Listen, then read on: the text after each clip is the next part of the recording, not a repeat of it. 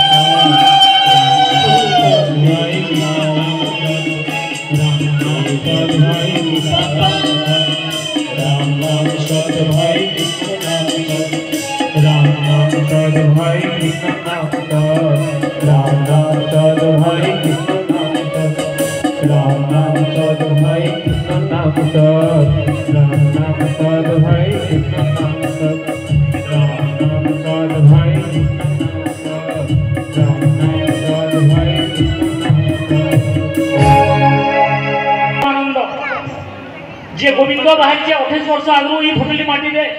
ये गदिबाबर लीला के देखि नाढ़ीला से गोविंद जे कमला एवं सब कला जे समस्त असन जेन कलाकार जहाँ अच्छा ये समस्त कलाकार माने समस्त वर्तमान में जीवित अच्छा जे दायित्व रे जहाँ अच्छा समस्त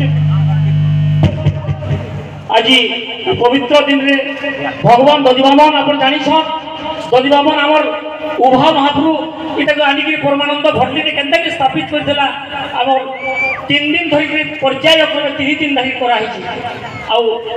नाटक के सबु सब नाटक कथानी के संग्रह करिछन